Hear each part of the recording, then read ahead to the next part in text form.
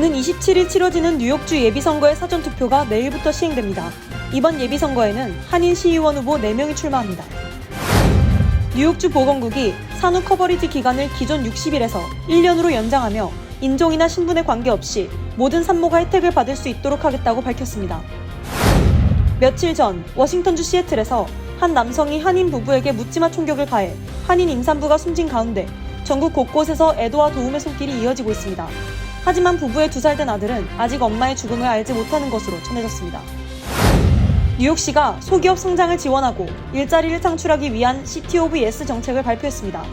해당 정책이 경제 회복에 큰 도움이 될 것으로 기대되고 있습니다. 빌 드빌라지오 전 뉴욕시장이 2019년 대선 출마를 선언한 후 약 4개월간 뉴욕시경을 자신의 대선 캠페인 경호 인력으로 투입한 것에 대해 50만 달러의 벌금이 부과됐습니다. 드빌라지오 전 시장은 이에 대해 소송을 제기했습니다. 에릭 아담스 뉴욕시장이 노숙자들이 주택 바우처를 받기 위해 쉘터에 최소 90일 머물러야 했던 규정을 폐지하고 그들의 안정을 도우며 망명 신청자 수용 능력을 확대할 것이라고 발표했습니다.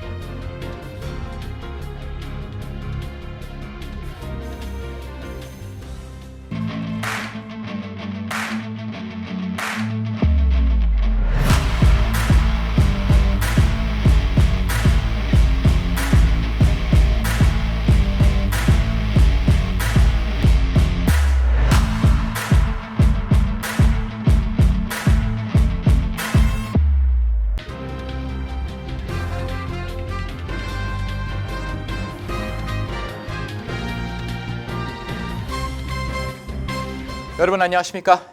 KBTV 뉴스9 이창원입니다. 오는 27일 치러지는 뉴욕주 예비선거의 사전투표가 내일부터 시행됩니다. 이번 예비선거에 한인 시의원 후보 4명이 출마하는 가운데 오는 11월 본선거에 출마할 각 정당별 후보자를 선출하게 됩니다. 전상희 기자의 보도입니다. 뉴욕시 예비선거의 사전투표가 내일부터 25일까지 지정된 투표소에서 진행됩니다. 뉴욕주 선거관리위원회에 따르면 유권자 등록을 아직 하지 않았거나 주소 변경이 필요한 유권자의 경우 늦어도 내일 우체국 소인이 찍힌 유권자 등록 용지를 선관위에 보내야 합니다. 운전면허증 소지자라면 온라인으로도 유권자 등록을 할 수 있습니다. 올해 선거에는 퀸즈 브롱스 스테튼 아일랜드 검사장과 뉴욕 시의원, 민사법원 판사, 사법 컨벤션 대의원 등을 선출하게 됩니다. 이번 예비선거에서는 한인 크리스토퍼 배 후보가 19선거구에서 토니 아벨라, 폴 그라지아노 후보와 본선행 민주당 티켓을 놓고 3파전을 벌이게 됩니다. 이번 예비선거에 당선되는 후보는 11월 본선거에서 현 공화당 비키 팔라디노 시의원과 격돌하게 됩니다. 아시아 아메리카 유권자 연맹에 따르면 배 후보가 출마하는 19선거구 아시안 인구는 약 25%이지만 유권자 등록수는 50%를 육박하는 상태로 이탈리아계 후보 2명으로 백인 유권자들의 득표가 분산되고 아시안 유권자가 많이 참석한다면 배 후보의 당선이 충분히 가능한 상황입니다.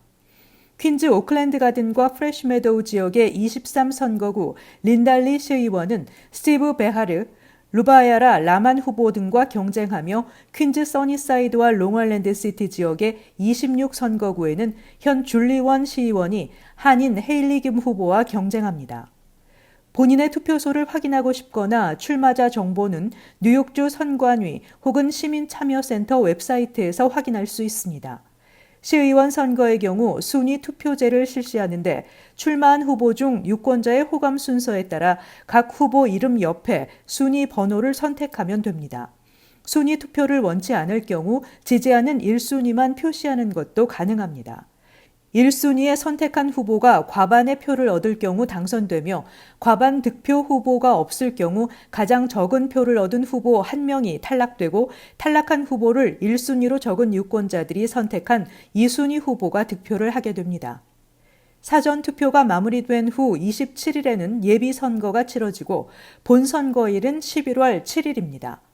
KBTV 뉴스 전상입니다.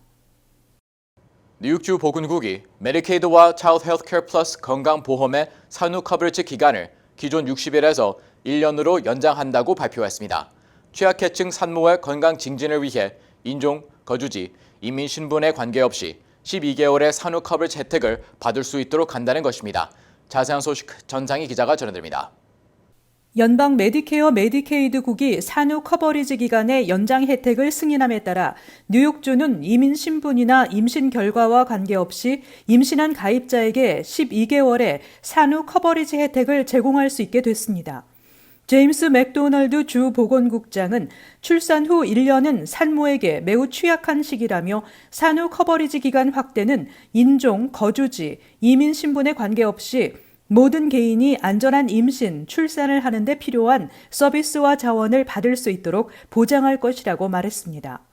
보건국에 따르면 현재 770만 명이 넘는 뉴욕 주민이 메디케이드에 130만 명 이상이 차일드 헬스 플러스 및 에센셜 건강보험 플랜에 등록돼 있습니다.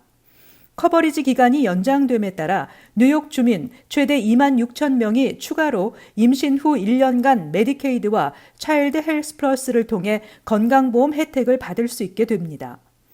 아미르 바시리 주 메디케이드 책임자는 산후 커버리지 확대를 통해 인종과 사회 경제적 격차를 줄이고 사람 중심의 치료를 제공하게 될 것이라고 밝혔습니다. 바이든 행정부는 취약 계층 산모 건강 증진을 위해 산후 커버리지 혜택을 확대하려고 노력해왔으며 이번 기간 연장은 산모 사망률이 높은 취약 지역을 지원하기 위한 노력의 일환으로 보입니다. 뉴욕이 산후 커버리지 확대를 시행함으로써 전국 35개 주와 워싱턴 DC에 약 50만 명이 연장된 산후 커버리지 혜택을 받을 수 있게 됐습니다. KBTV 뉴스 전상입니다. 며칠 전 워싱턴주 시애틀에서 만삭의 한인 임산부가 무차별 총기 난사를 당해 숨지는 비극이 일어났는데요.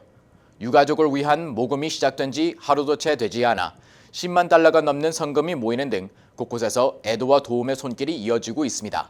그런데 부부의 2살 난 아들은 아직 엄마의 죽음을 알지 못하는 것으로 전해지면서 안타까움을 더하고 있습니다. 보도에 김은지 기자입니다.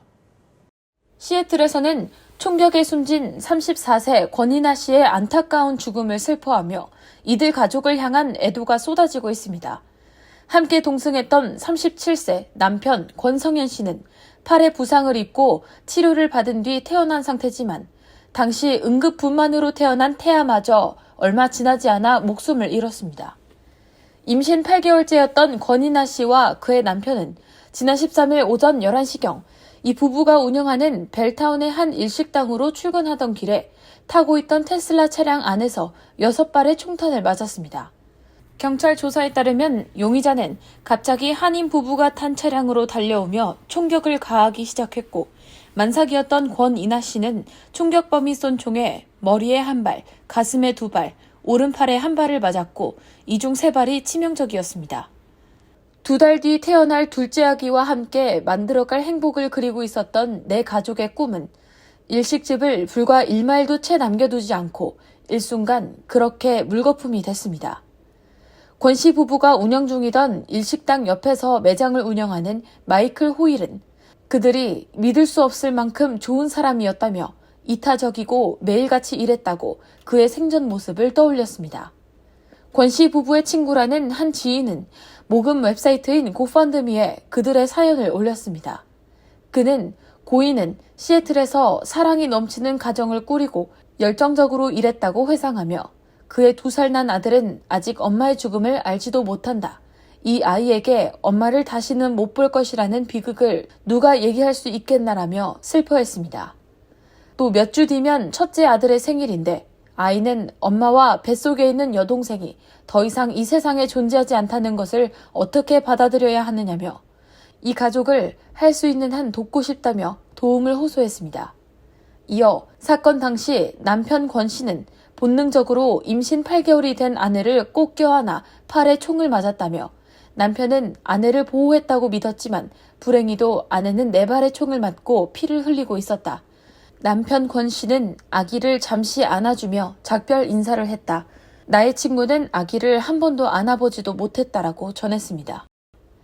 총격 당시 남편은 차에서 내려 아내에게로 다가가 자신의 옷을 찢고 응급처치를 하다 또 다시 총을 맞고 길가에 쓰러졌던 것으로 알려졌습니다. 이 웹사이트에는 권 씨와 유족을 위한 기부금이 약 24시간 만에 10만 달러를 넘어섰고 권 씨 부부의 일식당 앞에도 꽃다발과 위로 편지가 쌓이고 있습니다. 한편 시애틀 경찰국은 이 부부를 향해 묻지마 총격을 가한 흑인 남성 30세 코델 구스비를 살인, 폭행 및 불법 총기 소지 혐의로 체포했고 현재 용의자는 킹카운티 교도소에 구금됐습니다.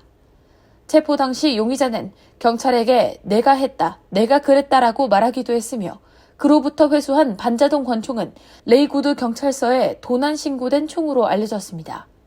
아직까지 이번 총격에 대한 용의자의 범행 동기와 배경은 정확히 알려지지 않은 상태입니다. 다만 용의자는 경찰과의 진술에서 자신이 피해자의 차량 안에 총이 있는 것을 보고 총을 쐈다고 주장했지만 경찰은 용의자의 진술이 총격 사건이 담긴 영상 속 정황과 일치하지 않는다고 밝혔습니다. 용의자는 일리노이주 시카고 쿡카운티에서 폭행 전과를 가지고 있는 것으로 전해졌습니다. KBTV 뉴스 김은지입니다. 뉴욕시 상업 지역의 조닝 규정이 지나치게 까다롭게 설정돼 있다는 지적이 나온 가운데 뉴욕시가 소기업 성장을 지원하고 일자리를 늘리기 위해 경제적 기회를 위한 City of Yes 정책을 발표했습니다. 이번 정책이 경제 회복에 큰 도움이 될 것으로 기대되고 있습니다. 보도에 강정미 기자입니다. 뉴욕시는 충분히 매출을 낼 수 있는데도 사업체를 오픈조차 못하거나 확장하지 못하는 이들이 많은 만큼 이번 정책이 경제 회복에 큰 도움이 될 것으로 보고 있습니다. 에릭 아담스 뉴욕시장은 기업과 상업지구 발전을 방해하는 조닝 규정을 대폭 완화하는 내용의 정책안을 제안했습니다. 정책안은 특히 뉴욕시 일자리의 상당 부분을 차지하는 엔터테인먼트 및 혁신 부문 지원에 초점을 맞췄습니다. 아담스 시장은 뉴욕시는 팬데믹에 잃어버린 일자리의 99%를 되찾았지만 경제 회복세를 더 강화할 필요가 있다고 밝혔습니다. 정책안에는 양조장이나 도자기 제조업, 의류 제조업 등 소규모 제조업체가 뉴욕시 5개 보로 내에서 사업할 수 있는 허용 범위를 2배 수준으로 확장하고 1만 7천 개 비즈니스가 들어설 수 있는 산업지구 조닝 완화와 1층에 사업체를 가진 오너가 2층까지 손쉽게 확장할 수 있는 방안, 그리고 특정 상업지구에서 금지된 댄스클럽, 음악 관련 업체, 코미디클럽 허용 방안 등이 포함됐습니다. 최근 뉴욕주와 시정부에서 적극적으로 지원하는 실험실 형태의 생명과학 관련 사업체 오픈을 손쉽게 하는 조항, 마리화나 판매업체 설립, 장애물 제거 등의 내용도 담겨 있습니다. 또 뉴욕시가 주정부 시의회와 협력해 경제회복에 도움이 되는 카지노 설립에 적극적으로 협조하겠다는 내용도 포함됐습니다. 케빈 김 뉴욕시 스몰 비즈니스 서비스국 국장은 이 정책은 낡은 장벽을 허물고 상업지구의 기회를 열어주는 미래지향적 조닝 변경이라고 밝혔습니다. 아울러 바와 레스토랑, 코미디 클럽 등을 추가해 보다 다양하고 역동적인 상업지구를 만들 수 있을 것이라고 덧붙였습니다. 뉴욕시 의회는 올 가을부터 공청회 등 공개 검토 과정을 거쳐 뉴욕시 5개 보로장과 커뮤니티 보드 등에 제출돼 의견을 충분히 취합한 뒤 시의회 표결 절차를 밟는다는 계획입니다. KBTV 뉴스 강정민입니다. 빌 드 블라시오 전 뉴욕시장이 지난 2019년 대선 출마를 선언한 이후 약 4개월간 자신의 대선 캠페인의 경호 인력으로 뉴욕시경을 투입한 것에 대해 약 50만 달러의 벌금이 부과됐습니다. 이번 벌금 규모는 여태까지 뉴욕시 이해 충돌위원회가 부과한 금액 중 최대 규모입니다. 드 블라시오 전 뉴욕시장은 이 결정을 막기 위해 소송을 제기한 상태입니다. 김은지 기자의 보도입니다. 뉴욕시 이해충돌위원회는 지난 15일 오후 빌 드 블라지오 전 뉴욕시장이 지난 2019년 대선 출마를 선언한 후 약 4개월간 자신의 대선 캠페인의 경호 인력으로 공적 자원인 뉴욕시경을 사적으로 오용한 것에 대한 벌금으로 15만 5천 달러와 32만 달러의 상환 비용을 지불하라고 명령했습니다. 뉴욕시 이해충돌위원회가 공개한 드 블라지오 전 시장의 공권력 사적 남용에 대한 세부 사항 및 세칙 위반 보고서에 따르면 그는 31번의 타주 선거운동 일정 동안 뉴욕시경 인력을 개인 심부름, 커피 및 음식 배달, 자신뿐 아니라 가족의 경호, 이사 등에 사용한 것으로 드러났습니다. 또 상환 비용 32만 달러에는 드 블라지오 전 시장과 그의 아내인 칠레인 맥크레이가 동행하는 데 들었던 항공료와 렌터카 비용, 숙박비, 식사 및 기타 부대 비용이 포함됐습니다. 위원회는 이번 벌금과 상한액이 위원회 역사상 가장 높은 금액이라며 최고위급을 포함한 공직자가 규정을 위반할 경우 책임을 져야 한다는 것을 보여준다고 말했습니다. 빌 드 블라지오 전 시장은 제109대 뉴욕시장으로 2002년부터 2009년까지 제39선거구 뉴욕시의원을 지냈으며 2010년부터 2013년까지 시청 공익 옹호관으로 활동했습니다. 지난 2013년 뉴욕시장 선거에서 73%의 지지를 얻어 시장으로 당선됐고 2017년 재선에 성공했지만 코로나19 팬데믹 기간 동안 뉴욕시 확진자 수가 폭증함에도 불구하고 제대로 된 방역 대책을 세우지 못해 임기 말 지지율이 40%대까지 하락하는 모습을 보였습니다. 시장 재임 기간 대선 출마를 선언했던 빌 드블라지오 전 시장은 1%에도 못 미치는 지지율로 약 4개월 만에 대선 출마 선언을 철회한 바 있습니다. KBTV 뉴스 김은지입니다. 뉴욕시 노숙자들은 주택 바우처를 받기 위해 최소 90일을 노숙자 쉘터에서 거주해야 했습니다. 하지만 에릭 애덤 뉴욕시장은 오늘 브리핑을 통해 이 규정을 폐지하고 노숙자 대상 주택 바우처를 신속히 제공해 주택 거주 및 안정을 돕고 망명 시청자 수용 능력을 확대할 방침이라고 발표했습니다. 보도에 김은지 기자입니다. 수많은 노숙자와 밀려드는 남부 출신 망명 신청자들로 인해 자금 및 수용 공간 부족난에 시달리는 뉴욕시를 위해 연방정부가 지난 4월 6천만 달러를 지원키로 합의한 데 이어 오늘 뉴욕시는 노숙자 지원을 위한 새로운 행정명령을 발표했습니다. 에릭 애덤스 뉴욕시장은 그동안 뉴욕시 노숙자들이 주택 바우처를 받으려면 90일간 노숙자 쉘터에서 머물러야만 했다며 뉴욕시장 권한으로 행정명령을 통해 이 같은 조항을 철폐할 것이라고 밝혔습니다. 이어 이를 통해 더 많은 노숙자들이 가능한 빨리 노숙자 쉘터를 벗어나 임대주택으로 들어갈 수 있도록 도울 것이라고 전했습니다. 뉴욕시는 노숙자들을 쉘터에서 주택으로 이주토록 해 이들의 삶의 질을 높일 뿐 아니라 쉘터 공석을 통해 망명 신청자 수용 능력을 확대한다는 방침입니다. 애덤스 시장은 오늘 오전 브리핑을 통해 뉴욕시 행정부는 시민들의 삶의 질을 높이기 위해 최선을 다하고 있다며 모든 사람들이 인간의 기본적인 권리를 누리며 살 수 있도록 지원할 것이라고 말했습니다. 브리핑에 함께 참석한 앤 윌리엄스 아이솜 보건복지부 시장은 역시 뉴욕 시민 및 가정에 주택 지원과 필요를 제공하려는 뉴욕시의 의지가 담겨 있다며 인도주의적인 노력을 계속해 나갈 것이라고 약속했습니다. 뉴욕시 의회는 지난달 노숙자 쉘터 거주 의무 90일 규정 종료 법안을 통과시킨 바 있습니다. KBTV 뉴스 김은지입니다. 제38대 뉴욕 한인회장 선거에서 승리한 김광석 당선인이 회장으로서 업무 수행을 본격 시작했습니다. 임기는 2025년 4월 30일까지입니다.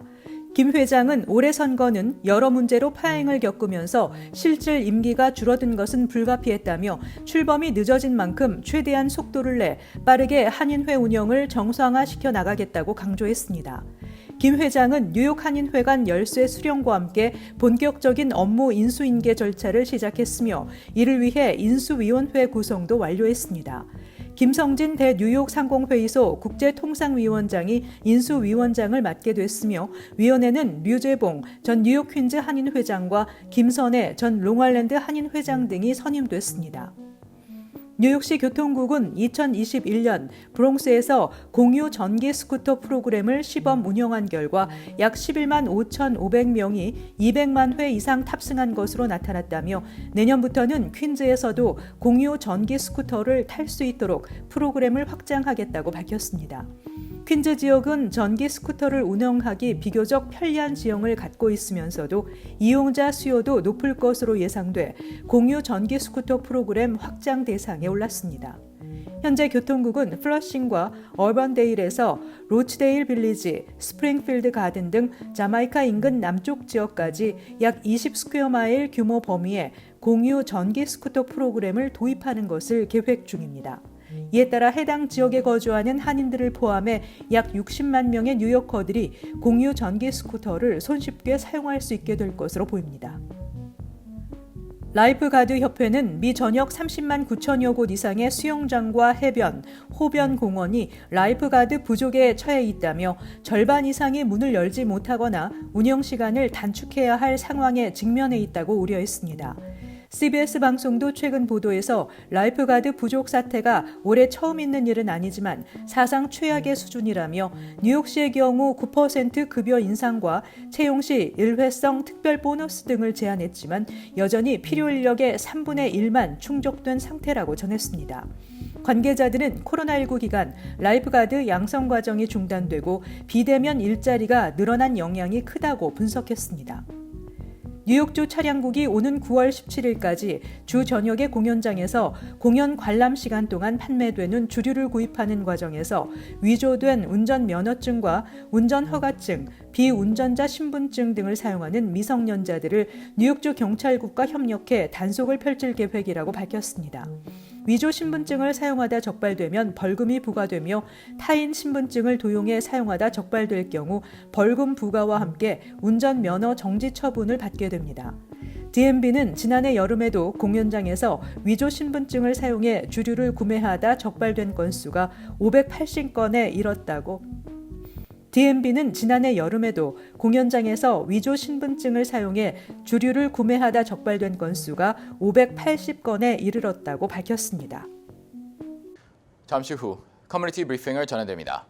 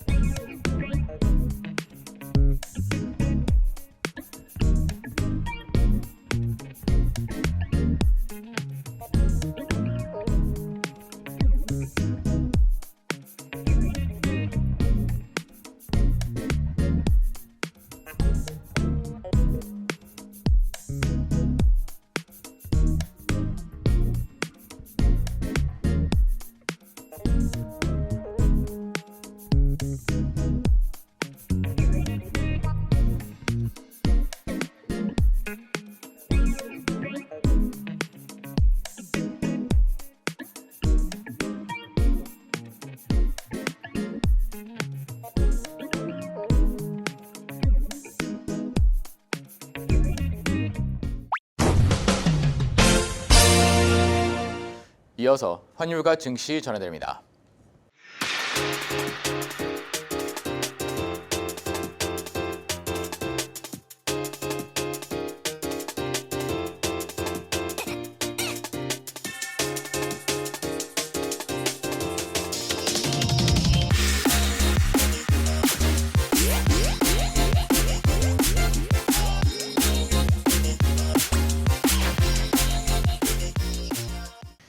잠시 후 뉴욕과 뉴저지 날씨 전해드립니다.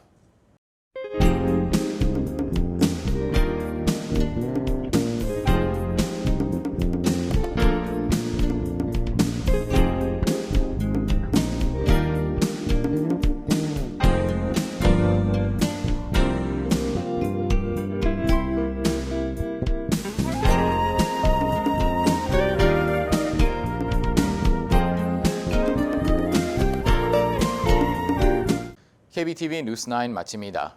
오늘도 시청해서 감사합니다. 편안한 밤 보내시 바랍니다.